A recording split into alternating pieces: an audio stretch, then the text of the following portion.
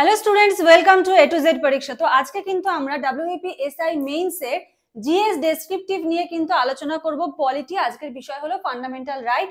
Fundamental right থেকে কিরকম ধরনের প্রশ্ন আসতে পারে, কিভাবে তোমরা লিখবে, এই সমস্ত বিষয়গুলো কিন্তু আজকে তোমাদের সঙ্গে আলোচনা করব। ভিডিওটা পুরো দেখো। ভিডিও ভালো লাগলে লাইক করে দিও। যারা নতুন দেখছো অবশ্যই কিন্তু চ্যানেলটা সাবস্ক্রাইব করে নিও, বেল বাটন প্রেস করে রেখো। যখনই ভিডিও আপলোড করা হবে তোমাদের কাছে কিন্তু নোটিফিকেশন সবার আগে পৌঁছে যাবে। চলো দেরি না করে শুরু করছি। প্রথমে দেখো, বলেছে মৌলিক অধিকার। মৌলিক অধিকার কি বলেছে? মৌলিক অধিকার হলো এমন কিছু অধিকার যা ভারতের সংবিধান নাগরিকদের প্রদান করেছে। মৌলিক অধিকারটা কাদের? এটা কিন্তু কোনো স্কুল, কলেজ, কোনো অফিস এদের কোনো অধিকার না। প্রত্যেকটা ইচ অ্যান্ড এভরি প্রত্যেকটা নাগরিকের একটা অধিকারকে বলা হচ্ছে মৌলিক অধিকার। ঠিক আছে? যেই অধিকারের জন্য আমরা কিন্তু আমাদের ফ্রিডম নিয়ে কিন্তু ঘুরে ফিরে বেড়াতে পারি। ঠিক আছে? কিন্তু মৌলিক অধিকার কাদের থাকে না? যারা জেলে থাকে। ঠিক আছে? যারা জেলে থাকে তাদের কিন্তু কোনো রকম মৌলিক অধিকার থাকে না। ওখানে প্রায় 90% মৌলিক অধিকারই কিন্তু ওখানে একদম ওদের লোপ পেয়ে যায়, কারণ ওরা যেখানে সেখানে যেতে পারে না, যা ইচ্ছা তাই খেতে পারে না, একদম জেলের যে ইনচার্জ থাকে তার কথা মতো তাদেরকে চলতে হয়। ঠিক আছে?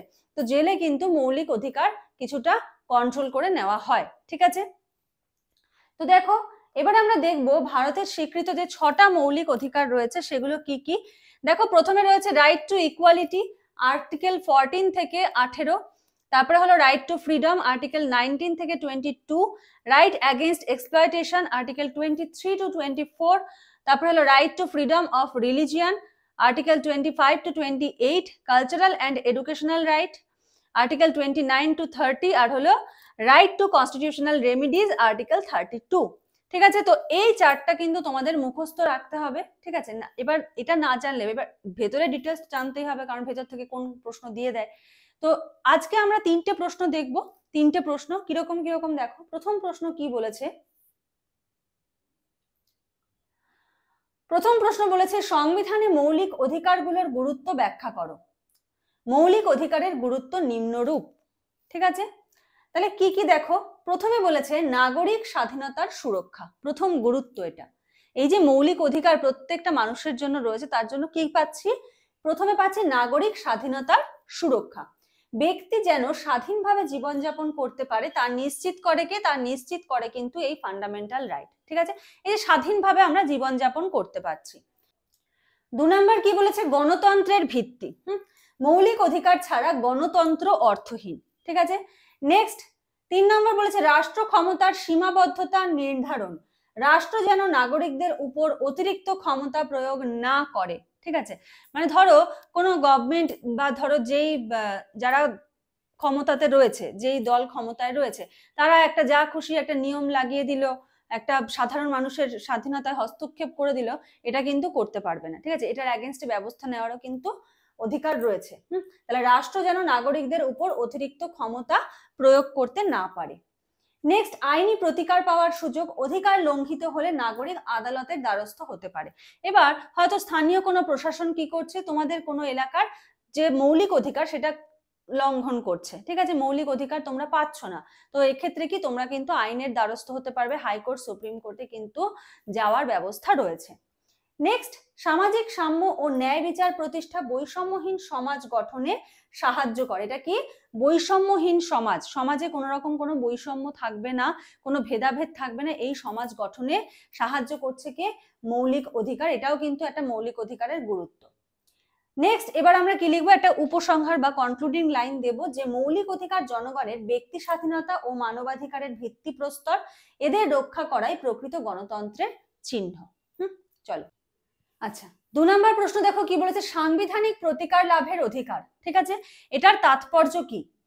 দেখো, বলেছে এই যে অধিকার সাংবিধানিক প্রতিকার লাভ, এই অধিকারের তাৎপর্য দেখো। 1 নম্বর বলেছে সংবিধানের 32 অনুচ্ছেদে এটা উল্লিখিত রয়েছে।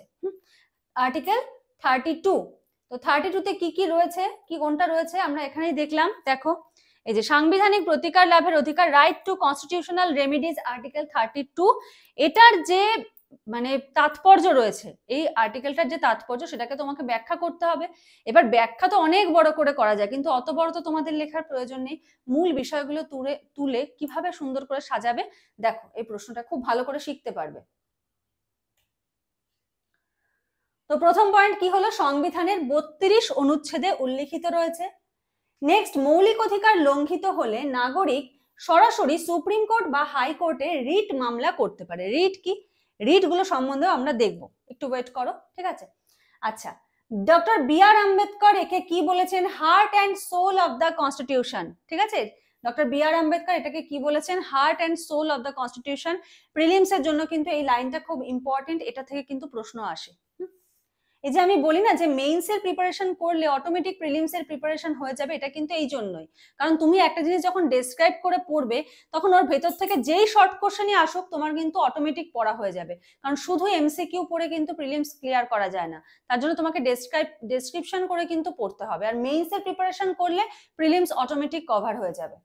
আচ্ছা, নেক্সট দেখো, এবারে দেখবো হলো যে 5টা রিট রয়েছে, যে বললাম রিটের মাধ্যমে এটা মামলা করা যাবে, রিট মামলা। তো কি কি রয়েছে, প্রথমে দেখো হেভিয়াস কর্পাস, ম্যান্ডামাস, প্রহিবিশন, সার্টিওয়ারি, আর হলো কো ওয়ারান্টো, ঠিক আছে। এই 5টার নাম কিন্তু মনে রাখবে। আচ্ছা, এবার এই যে প্রশ্নটা হলো, এটার একটা উপসংহার আমরা লিখবো যে এই অধিকার নাগরিকদের সংবিধান প্রদত্ত সুরক্ষা নিশ্চিত করে এবং ন্যায় বিচার প্রতিষ্ঠা করে। তো এইরকম ভাবেই কিন্তু আমরা প্রত্যেকটা সাবজেক্ট, তোমাদের ধরো life science, physical science, history, geography, polity, প্রত্যেকটা সাবজেক্ট আমরা চ্যাপ্টার ওয়াইজ কিন্তু পড়বো, বুঝবো, এবং সেখান থেকে কিন্তু এরকম ভাবে প্রশ্ন উত্তর লেখা কিন্তু আমরা প্র্যাকটিস করব। তোমাদের কিন্তু ডব্লিউবিপি, কেপি, এসআই এর কিন্তু মেইনস এর ব্যাচ স্টার্ট হচ্ছে আজকে থেকে, কিন্তু ফার্স্ট ক্লাস শুরু, মে মাসের ফার্স্ট উইক থেকে হবে বলেছিলাম, তো আজকে থেকে কিন্তু ফার্স্ট ক্লাস শুরু হচ্ছে। কোর্স ফিস রয়েছে 999 ওয়ান টাইম পেমেন্ট, ঠিক আছে। কিন্তু কি এখন প্রথম 50 জনকে কিন্তু ডিসকাউন্ট দেওয়া হচ্ছে।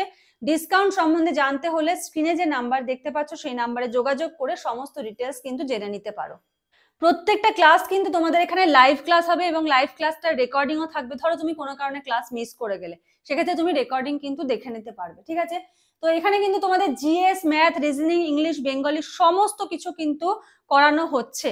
আর কেউ যদি মনে করো তোমরা শুধুমাত্র বাংলা ইংলিশটা করবে, শুধু বাংলা ইংলিশের নোট নেবে এসআই এর জন্য, তো সেটাও কিন্তু তোমরা নিতে পারো, শুধু এই নাম্বারে যোগাযোগ করো, করে সমস্ত ডিটেলসটা কিন্তু জেনে নাও। চলো এবার আমরা চলে যাচ্ছি পরের প্রশ্ন। পরের প্রশ্ন বলেছে সমতার অধিকার বা সাম্যের অধিকার কি এবং এর সামাজিক গুরুত্ব কি। তো দেখো কি বলেছে, সমতার অধিকার বলেছে সংবিধানের 14 থেকে 18 অনুচ্ছেদ পর্যন্ত এটা বর্ণিত রয়েছে। জাতি, ধর্ম, লিঙ্গ, বর্ণ বা জন্মস্থান ভিত্তিক বৈষম্য নিষিদ্ধ, ঠিক আছে। জাতি হিসেবে বৈষম্য করা, ধর্ম নিয়ে বৈষম্য করা, লিঙ্গ, বর্ণ, জন্মস্থান ভিত্তিক যে বৈষম্য করা, এটা কিন্তু নিষিদ্ধ রয়েছে এই আর্টিকেলে। সকল নাগরিক আইনের চোখে সমান, আইনের চোখে সকল নাগরিক কিন্তু সমান। আচ্ছা, নেক্সট দেখো কি বলেছে, যে সামাজিক গুরুত্ব, যেটা বলেছে প্রথমে বলেছে যে সমতার অধিকার বা সাম্যের অধিকার কি, সেটা আমরা এখানে বললাম 3টে বুলেটের মাধ্যমে। এবার এটার গুরুত্ব কি, এবারে কি হেডিং করব, যে সামাজিক গুরুত্ব হেডিং। প্রথমটা বলেছে বৈষম্যহীন সমাজ প্রতিষ্ঠা, সংজ্ঞা মনে থাকলে পয়েন্ট বানিয়ে নিজেরাই লিখতে পারবে। জাতপাত, বর্ণভেদ দূর করতে সহায়তা করে। নেক্সট বলেছে নারী ও সংখ্যালঘুদের অধিকার রক্ষা, সমান সুযোগ নিশ্চিত হয়, ঠিক আছে। নারী এবং সংখ্যালঘুদের অধিকার রক্ষা মানে কি, প্রত্যেকের জন্য সমান সুযোগ, নারী পুরুষ নির্বিশেষে, সংখ্যালঘু সংখ্যাগরিষ্ঠ প্রত্যেকের জন্য আইনের চোখে প্রত্যেক ব্যক্তি কিন্তু সমান। নাগরিকদের আত্মবিশ্বাস বৃদ্ধি করা, সবাই রাষ্ট্রে সমান গুরুত্ব পায়, এতে কি হয়, আত্মবিশ্বাস বৃদ্ধি পায়। হ্যাঁ, মানে কেউ কাউকে হয়তো কেউ সবাই ছোট নজরে দেখছে, তাহলে তার মনে কেটে হীনমন্যতা তৈরি হবে, তার কিন্তু একটা যে কনফিডেন্স সেটা কিন্তু থাকবে। এবার সে যখন জানবে যে না আইনের চোখে সবাই সমান, তুমিও যা আমিও তাই, তো তার কিন্তু একটা রাষ্ট্রের প্রতি তার কি মনের আত্মবিশ্বাস কিন্তু বৃদ্ধি পাবে সেই নাগরিকের। আচ্ছা, নেক্সট দেখো বলেছে ন্যায়সঙ্গত প্রশাসন প্রতিষ্ঠা, পক্ষপাতহীন শাসনের ভিত্তি গড়ে ওঠে। এক্ষেত্রে কি হয়, কোনো পক্ষপাত হয় না, সেরকম একটা শাসনের ভিত কিন্তু গড়ে ওঠে। আচ্ছা, এবারে এই পয়েন্টটার আমরা উপসংহার লিখবো। উপসংহারে কি লিখবো, সমতার অধিকার সমাজে সহনশীলতা ও মানবতার ভিত্তি গড়ে তোলে, যা গণতন্ত্রের জন্য অপরিহার্য। এটাকে একটা কনক্লুডিং লাইন দিলে তোমার লেখাটা কম্প্যাক্ট এবং সুন্দর হয়, ঠিক আছে।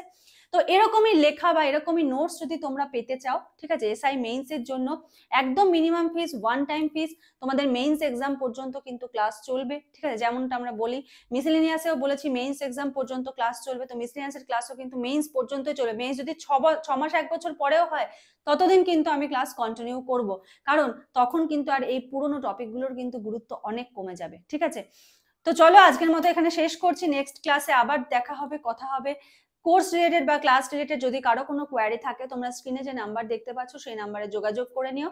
আজকের মতো এইটুকুই। Thank you.